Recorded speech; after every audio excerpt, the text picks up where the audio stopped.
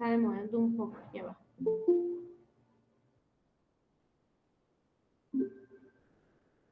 Buenos días, chicos. Vamos a dar inicio a la clase de estudios sociales para continuar viendo lo que es la Sierra Central del Ecuador.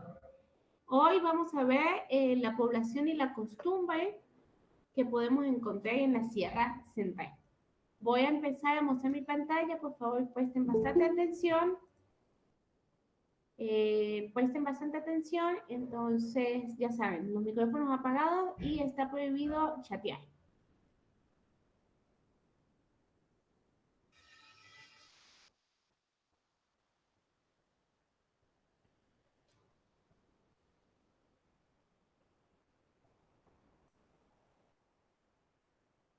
Ok, población y cultura de la Sierra Central. Pueblos y nacionalidades de la Sierra Central. Nicolás, ¿te acuerdas cuáles eran las provincias que conformaban la Sierra Central?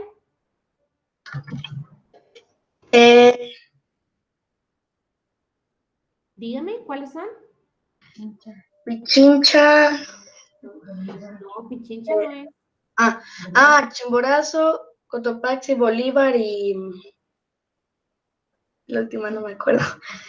Ok, muy bien, perfecto. ¿Quién sabe la última? Creo que es Tungurahua. Tungurahua, perfecto. Entonces las cuatro provincias son Cotopaxi, Chimborazo, Bolívar y Tungurahua, ¿ok? No se les olvide. Continuamos. Entonces, en estas cuatro provincias podemos encontrar, uno de los pueblos que podemos encontrar es el pueblo Huaranca. ¿No han oído alguna vez del pueblo Huaranca? No. ¿No? Bueno, vamos a conocer un poquito de ellos. Forma parte de la población quichua, es decir, son quichua, ¿sí? Hace varios siglos ellos tenían su propia lengua, pero con la llegada de los incas tuvieron que aprender el quichua, lengua que también fue utilizada más tarde por los españoles para poder evangelizar y para poder comerciar. Entonces, el pueblo Huaranca es un pueblo bastante antiguo, estuvo mucho antes de que llegaran los incas, pero como los incas era un imperio bastante grande, bastante poderoso, los sometieron y les enseñaron sus nuevas costumbres y su nueva lengua. Entonces, ellos tuvieron que aprender a hablar el quichua, que fue la lengua que se mantiene hasta el día de hoy, ¿ok? Antes de continuar, yo quiero preguntarles a ustedes si saben algo de quiénes son los incas, ¿ok? Y ya va, antes de continuar, quiero que me den un momentico. Dime.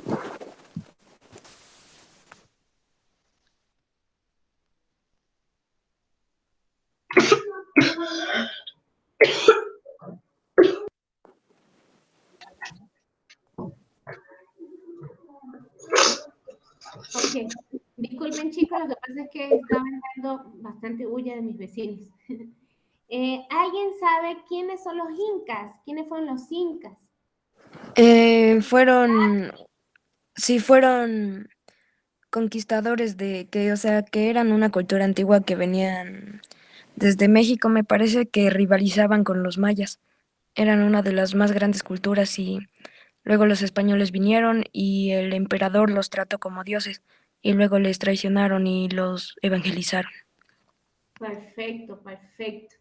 Vas bien, vas bien.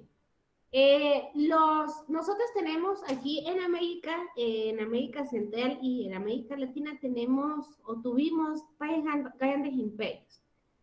Tuvimos el imperio Inca que se asentó en América del Sur, en América Latina. Este imperio Inca comprendía Perú, Ecuador, Bolivia y parte baja de Colombia. Súper cerca de Ecuador, ¿sí? En frontera. Los incas se encontraban acá. Y en la parte central teníamos a los mayas y teníamos a los aztecas, ¿ok? Pero los incas nunca se consiguieron con los mayas y con los aztecas, nunca, porque ellos estaban muy arriba. Los incas tuvieron enfrentamiento, eran con los otros indígenas nativos de estos países y posteriormente con los españoles. El imperio inca fue muy grande, como mencionaba Isaac, fue un imperio, por eso se le da el nombre de imperio, y su base central estaba en Cusco. ¿Alguien sabe dónde queda Cusco? Cusco queda en Perú. Esa era la base del imperio. Ahí él estaba como el emperador inca. Y el imperio se fue expandiendo hasta que tocó estos tres países como Bolivia y Ecuador. Todo el imperio inca era la unión de estos tres países. Eh, todas las comandas, las normas, las reglas salían desde Perú. Entonces, denme un momentico que se conectó alguien. Samara. Entonces, todas las reglas para los demás pueblos salían especialmente desde Cusco, ¿sí? Ellos tenían corredores, personas a lo largo de estos países que ellos se encargaban de relevar la noticia de uno al otro, como el relevo, salía corriendo uno, llegaba al otro, le daba la información y ese se encargaba de pasarla. Así corría rápidamente el mandato que había hecho el emperador Inca. Este imperio fue grande no solamente en territorio, sino en ciencia, en avance y en arquitectura. Sabemos que en Machu Picchu, Profe, dígame. yo vi y me contaron que antes había una bolsita para llevar mensajes o así, cartas así, metían y había cada señora esperando en una roca para mandar los mensajes. Ok. Entonces, este imperio fue grande en arquitectura, porque sabemos que en Machu Picchu está la edificación más grande, ahí donde salía, donde estaba el emperador, y son edificaciones súper grandes y súper modernas que todavía están en pie. Aparte que ellos hicieron grandes aportes en la matemática, en el calendario, en la agricultura, en la astrología, sí, fueron muy importantes. Entonces, en el proceso, cuando ellos empezaron a expandirse, llegaron aquí a Ecuador. Y en Ecuador ya nosotros teníamos nuestros indígenas, pero estos indígenas fueron anexados al imperio inca, ¿ok? Por eso el imperio inca, que habla quichua, ordenó que todo el mundo aprendiera esta lengua para poderse comunicar. Entonces, entendido desde aquí hasta aquí, quiénes fueron los incas y el pueblo guayanca. ¿Hay alguna pregunta? Profe, Dígame, ¿me puede repetir por favor lo del pueblo inca? ¿qué pasa con el pueblo inca? ¿Todo? Es que, ¿mande? Ajá, ¿qué parte del pueblo inca? ¿Todo? O sea, no todo, pero es que la parte del final no entendí muy bien. Ah, que el pueblo inca cuando se estaba expandiendo, porque ellos Ya. estaban en Perú, ellos empezaron a expandirse, es decir, a conquistar otros países. Conquistaron Bolivia y después conquistaron Perú. Ecuador, perdón. Y cuando llegaron a Ecuador, obviamente en Bolivia, en cada país que ellos invadían, ya habían poblaciones indígenas, pero ellos los sometieron al imperio. Entonces, ya dijeron que, bueno, que ellos iban a estar anexados al imperio inca, donde tenía su sede en Cusco. Entonces, por ende, ellos pasaron a ser los súbditos de los incas y tuvieron que aprender toda la cultura de ellos, su lengua, su cultura, sus tradiciones religiosas, todo, porque ahora iban a ser gobernados desde Perú, ¿ok? Ah, ya. Ya. ¿Sí? Vamos a ver más adelante. Dice, sus viviendas están construidas con adobe actualmente, ¿no? Estamos hablando de actualmente. Están construidas con adobe y cuenta con techo de paja o zinc. Por lo general, cada familia tiene dos casas.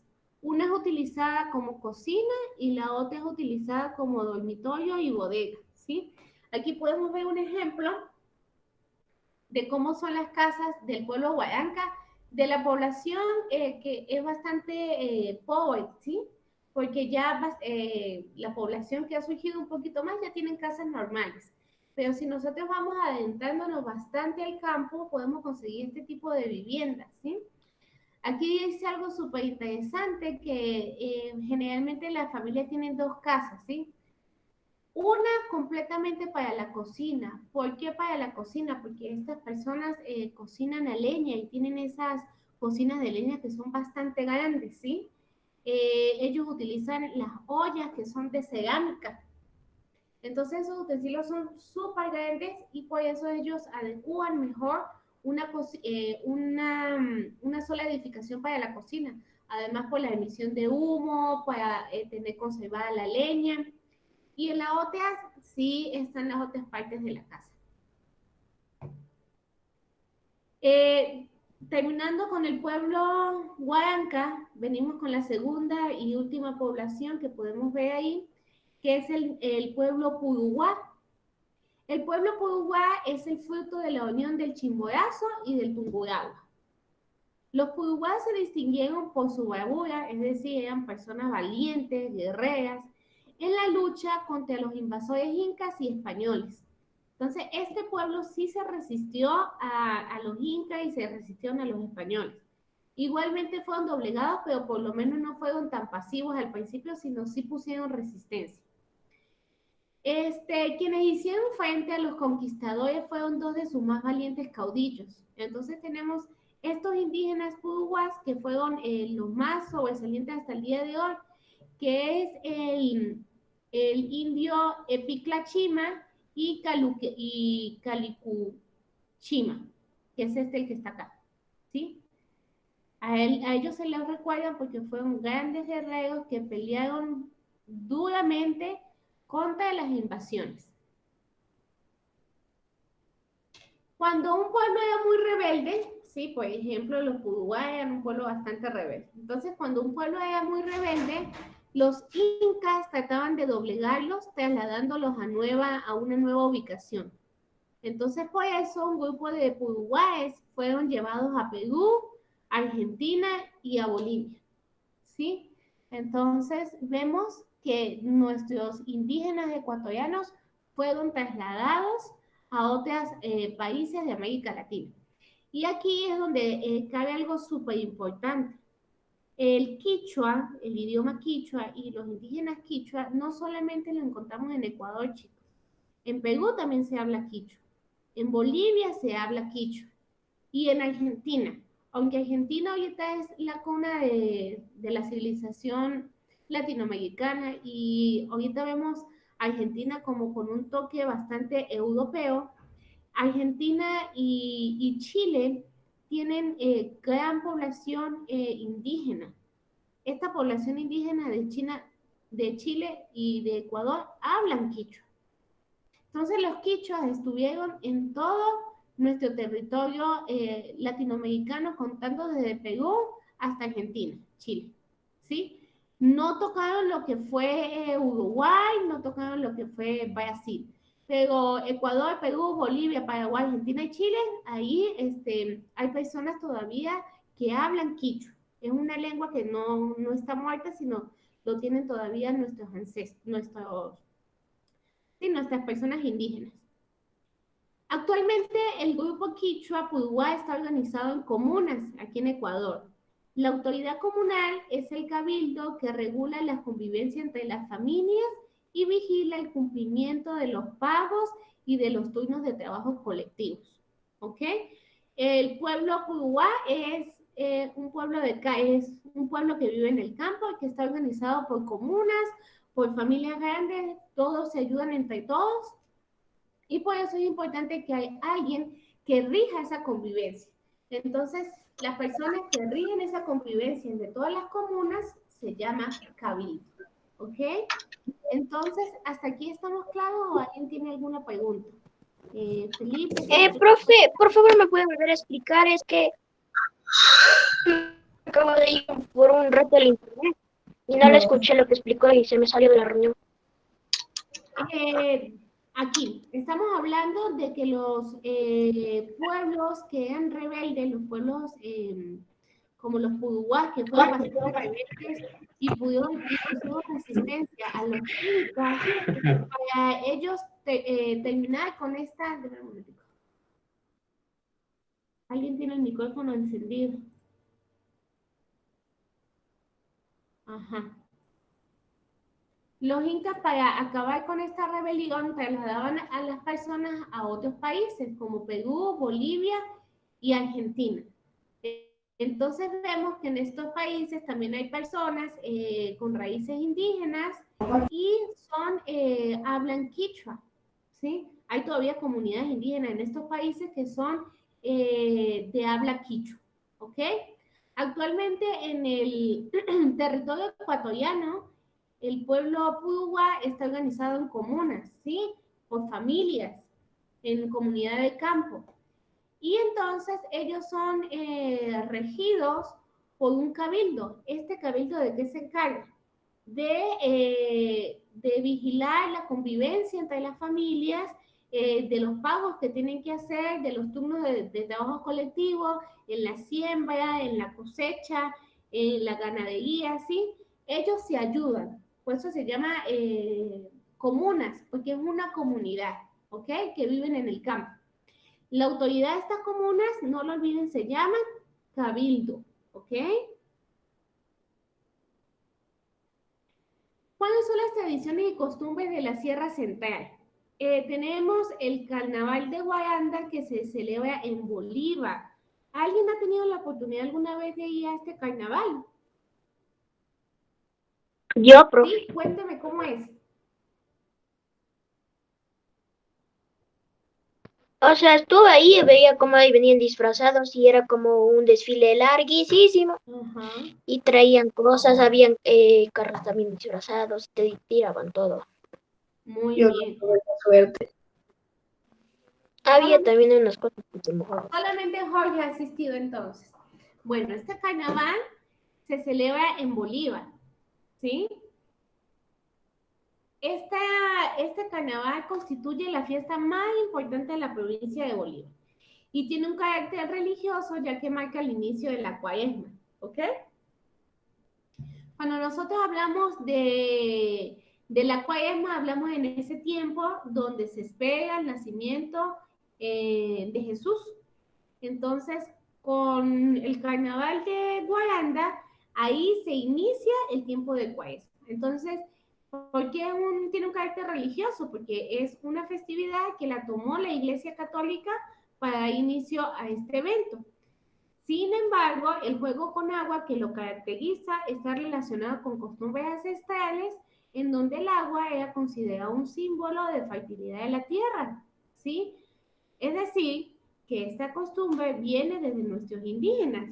Pero recuerden, como hemos hablado muchísimas veces, cuando nosotros fuimos colonizados, una manera de que las personas, de nuestros indígenas, se acercaran a la fe católica y que no la rechazaran tanto, fue fusionando las dos culturas, fusionando algunos ritos indígenas con algunos ritos católicos oficiales para que las personas siguieran manteniendo sus ritos, pero profesando una fe católica.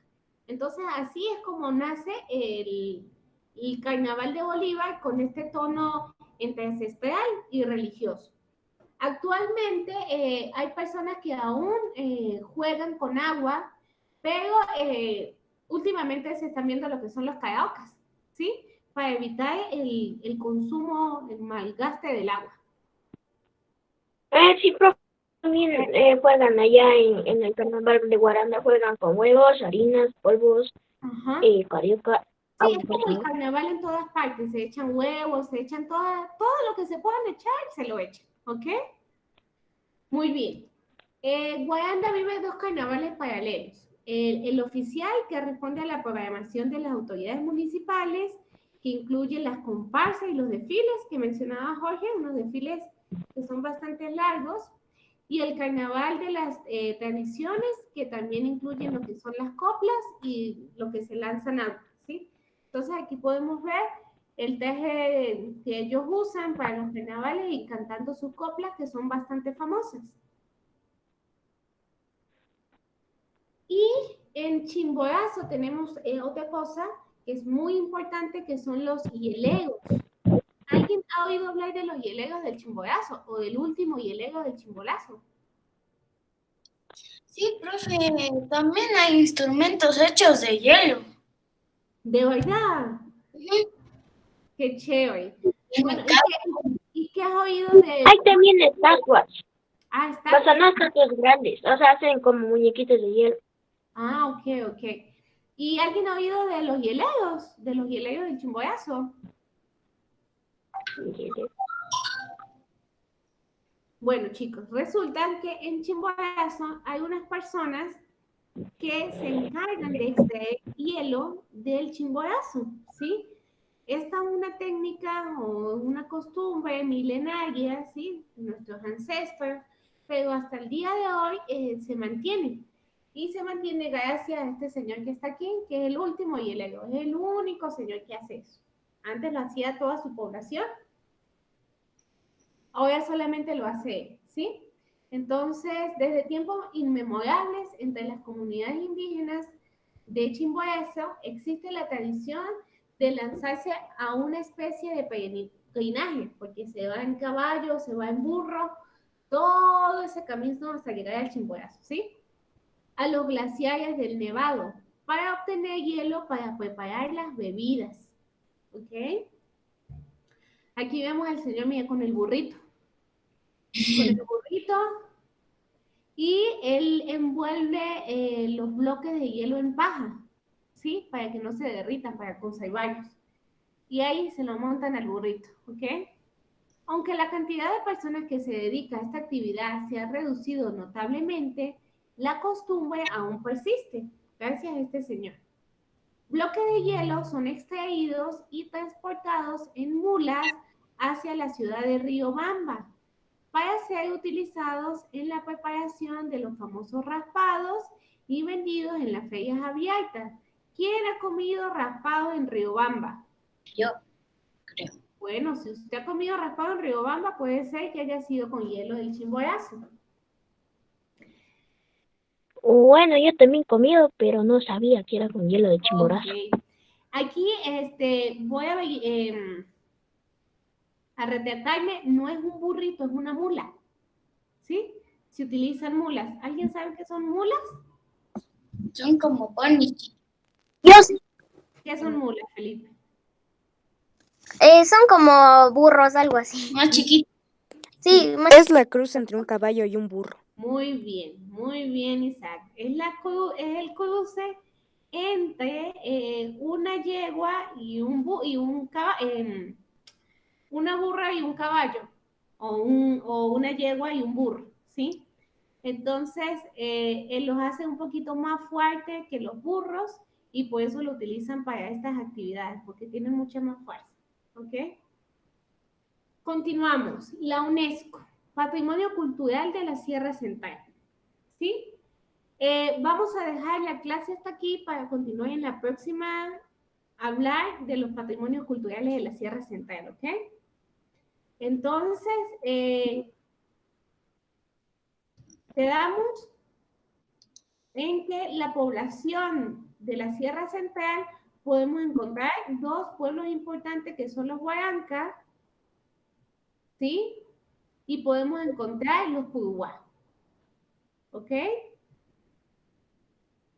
Estas poblaciones están organizadas en comunas y tienen las festividades más escuchadas del Ecuador, como son el Carnaval de Guaranda en el estado, en la provincia de Bolívar. Y también tenemos a la tradición ancestral de los hielegos, que son las personas encargadas de ir hasta los nevados a sacar hielo para hacer todas clases de bebidas, y no solamente en el Chimborazo, sino los llevan también hacia Riobamba, ¿ok? Entonces, chicos, con esto culminamos la clase y el día jueves vamos a continuar hablando de los patrimonios culturales que ha declarado la UNESCO. Es decir, patrimonios que son reconocidos a nivel mundial y todos los países están comprometidos a guardarlos y asegurarlos que nada malo les pase, ¿ok? De eso se encarga la UNESCO. ¿Alguna pregunta para finalizar? ¿Algo que quisieran saber? ¿Alguna corrección? No. ¿No? No, profe. ¿No? Ya, perfecto. Isaac, ¿todo claro? Sí. Sí, Giovanna. Giovanna, ¿todo claro? Sí, profe. Sí, perfecto, mi amor. Bueno, chicos, entonces que tengan un feliz día y nos vemos en la próxima clase. Ok, chao, profe. Hasta la próxima. Chao, profe. Hasta la próxima.